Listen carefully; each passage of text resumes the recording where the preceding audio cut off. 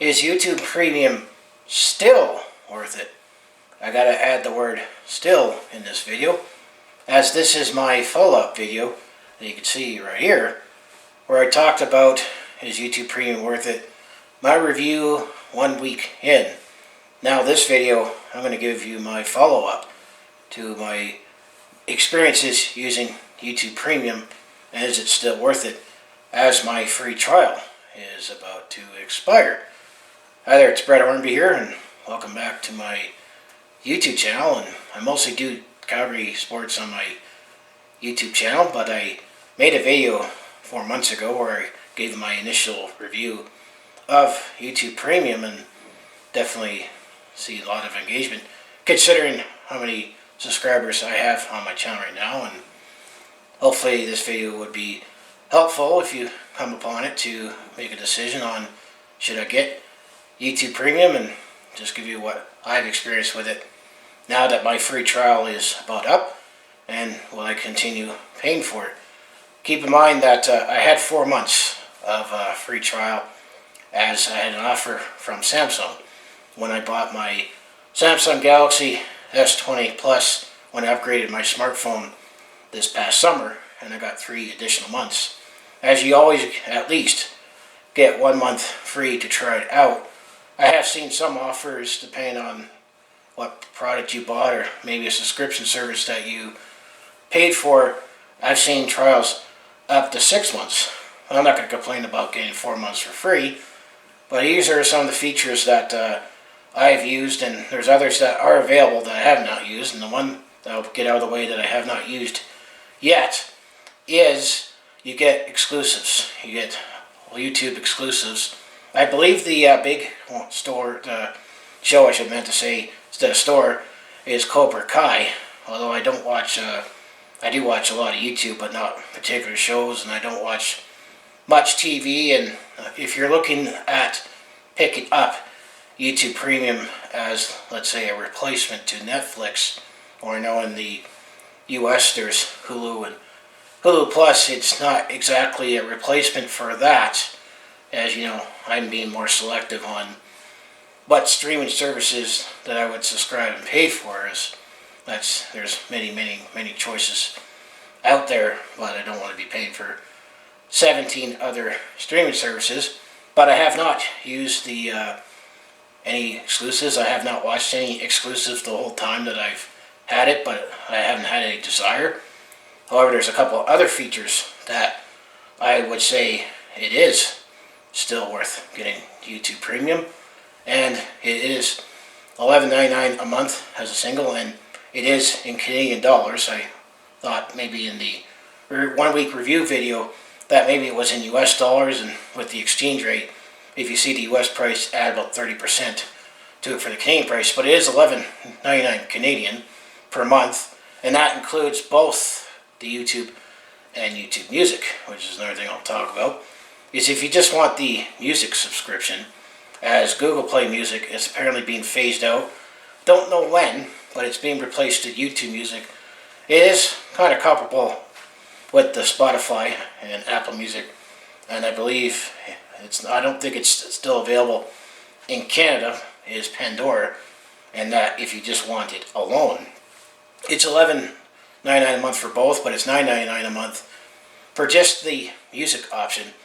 However, if you're going to take the plunge and get YouTube Premium, you might as well get both services, as it covers both the YouTube videos and the YouTube Music. But keep that in mind if you're using Google Play Music, if you use it as your stream service, or if you use that as your library, which I have personally myself over the years, that I had an email 4 months ago informing me of the change, and you're able to migrate your library and all your playlists over to YouTube Music. But YouTube Music is now going to be the main driver for Google when it comes to music.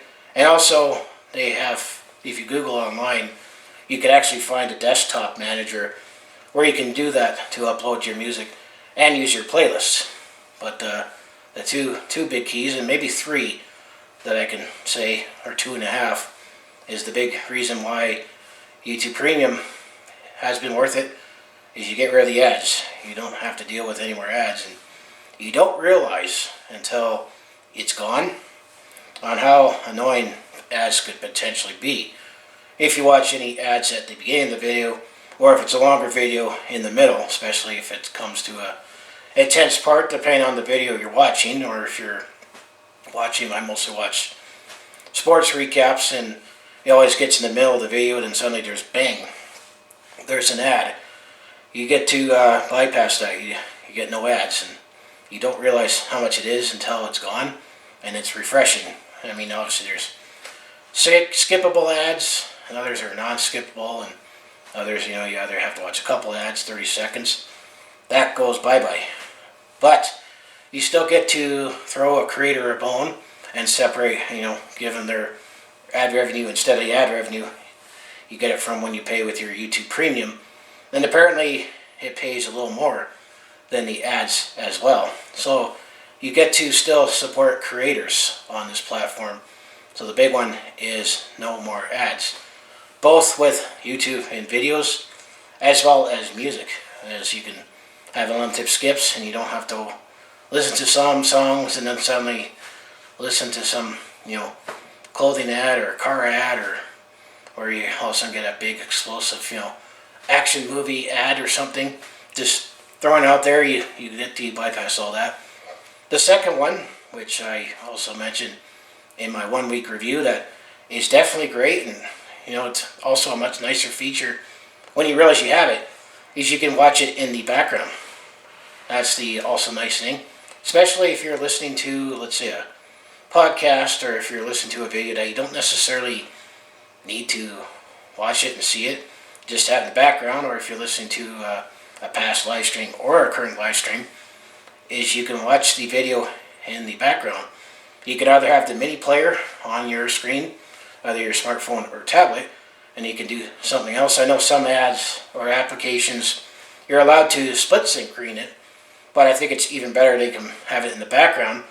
Or if you're, want it in the background and you're working away, you can have it on the lock screen, so it's on the mini player, that you can still continue listening to whatever you're listening to, and work away, or have it in the background, either as a mini player or just in the notification bar, and then be able to check emails or play games. That is also a nice feature. And also the nice feature is you can have it running while it's locked. I actually did find that it uses less battery. I could throw that plug in there as well, that you can listen to a video in the background and not use as much battery because you can lock the screen. I mean, the only other workaround, if you don't want to pay for it, is have it on, but your YouTube app is on the main screen. And you can't minimize it if you don't have premium. And then the other half feature that I've also added in is, now that you can watch the video in the background, I use Shazam, the Shazam music app. If there's any songs or any music that you're wondering what it is, you can have the YouTube Premium on in the background, YouTube and Premium, then launch Shazam. And then Shazam can listen to it, and if it finds the music. So that's also a nice feature as well, that I found myself doing a little more now that I have the YouTube Premium. And as you might figure out, I do intend on still paying for it now that my free trial is almost up. I know the other features that you have with YouTube Premium, which I have not used yet, and I'm not too sure if it gets downloaded just within the app or you actually get the video file, is you can download videos to watch offline later. And I would say the best example for doing that is, let's say if you're going to be on a flight and you know that you want to listen to something that's 3 hours and your flight is 3 hours, you can download it, let's say at home before you go, have it on your app, and then it's downloadable so you can listen to it or watch it later. Well, you don't need Wi-Fi, or if you're going to want to listen to something and you're going to be hiking somewhere off the grid, that's also another feature. And I understand that those downloads are available for 30 days after you downloaded it for offline use. I personally have not used it yet because, I haven't gone anywhere for obvious reasons in 2020, and I've always been at home. Or, when you live in a big city, you're always nearby a mobile hotspot, especially with my internet service provider. I'm with Shaw here in Calgary, that I get Shaw Go almost everywhere, it seems like, so I'm never really in a pinch for needing to watch something. And generally, if I want to watch, something that's more data intensive video, either will be, let's say at work in the background with their Wi-Fi, or my own Wi-Fi, which is mostly the case that I do at home. But those are, like, let's say, the four main features that you get with YouTube Premium. Is you get no more ads, and you don't realize how much they're in the way until you don't have to deal with it anymore. And then you can watch it in the background. I mean, those are the two biggest features that I've used that has sold me. But you also can download it for offline watching or viewing, depending on, let's say, hiking or going on a flight. Those are the best examples. Or if you're going to go somewhere where you don't have as high speed of an internet, but you still want to be able to take the existing content with you on the go. That's that as well. And then, of course, the YouTube originals or exclusives. And I have not used that. I don't watch much TV anyway. I do watch sports, but and I do still have a cable subscription for sports, and even then, I mostly watch TV on the go anyway, or using going back to Shaw with the Blue Curve TV app, where you can watch it on your smartphone or tablet or desktop computer away. I mean, watching TV is not the same as what watching TV used to be. And then, I just watch enough YouTube, and I don't watch enough Netflix that I didn't pay for. I had Netflix, but I ultimately canceled it because I found myself spending more time looking for something to watch than watch. But I wouldn't recommend this, and it does say recommend it if you're looking to use this instead of Netflix. I mean, it depends on what your viewing habits are, or you can use this to supplement your other streaming services. But I want to be very selective because I don't want to be paying for, as I say, 17 streaming services. I mean, I do have paid TV subscription and YouTube Premium. I used to have Sirius XM, satellite radio, but I haven't used that much, so I canceled that. And I find myself even more now with the YouTube Music, is that I'm now slowly at the point that I don't buy music anymore. If I want to listen to something right away, for example, let's say if I'm working at home, which is obviously happened a lot more this year, is that if I just want to type in 1990s dance music or hip-hop music, and the beauty with the YouTube Music is that it just brings up playlists that you can find, but it's in that app, and you can listen to those songs. And the one thing that YouTube Music has been different compared to, let's say, Spotify, Apple Music, or Pandora, is that if it has a video, you can watch the music video with the song itself, or just the song. There's that option as well.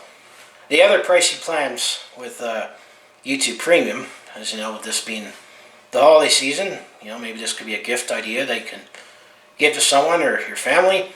As I understand, you could gift it. I think you can either buy other YouTube credits. I'm not too sure what's available in Canada, but I think at very least, what I quickly looked at is if you want to gift it to someone, you can at least buy them a Google gift card, and you can at least use their Google Play balance, my understanding, that pay for your YouTube subscriptions.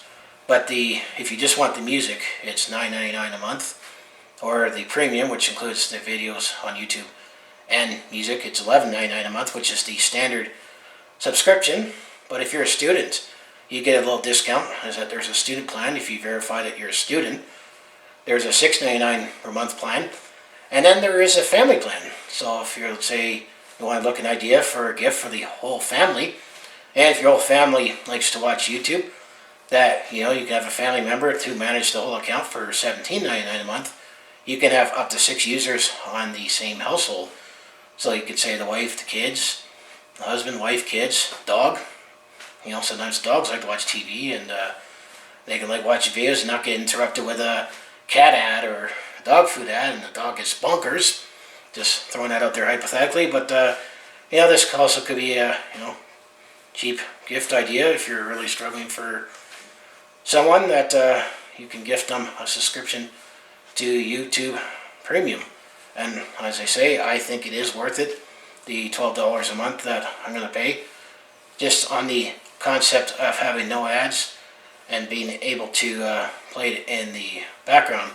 That's still been the biggest features that I've been using, as well. You know, the Shazam, if you were curious on a song, that you can have the Shazam pull up while playing the music video or the video in the background and see if it draws what that song is. So what do you think of YouTube Premium? Do you think it's worth it? I give you my opinion on it.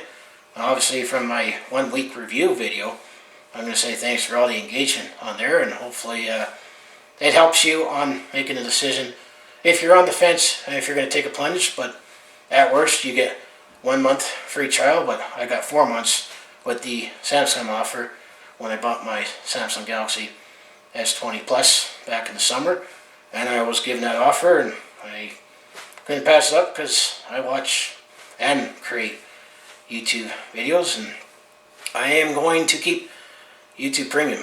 And then, of course, if you're watching this and you do watch originals, what else do you recommend, or is there anything that you watch? I mean, that's one of the features. I haven't used it. There's not. I don't watch much TV anyway to take advantage of that. But other than that, I say it is worth it.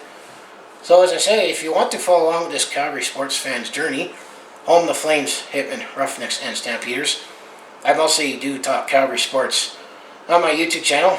I also do have some personal vlogs, attempt at comedy, and I also do share experiences when I'm on the road or at a sporting event, and occasionally I'll throw in a video like this. I feel it's a big enough video to talk about and see enough interest on. Obviously, with my just 1 week review video, considering I'm only at just over 200 subscribers, and I still want to continue growing this platform, and hopefully making a video like this could potentially grab some more eyes to my channel and maybe check me out. But that's what I mostly do on my YouTube channel, so if that all sounds like it'd be interesting to watch, to follow along with this Calgary sports fan's journey, you know what you need to do. Just make sure you like, subscribe, and I also have my other social media links down in the description below for other ways you can follow me and maybe get any updates on my channel. But I also do sometimes throw in an odd video outside what I talk about, just to keep things interesting, and I figured this is enough of a video for, you know, getting more of a broader audience, and a lot of people pondering the question, is YouTube Premium worth it? And I think it is still worth it, to answer the question at the beginning of the video. So as I say, thanks for watching, and I'll see you in the next video.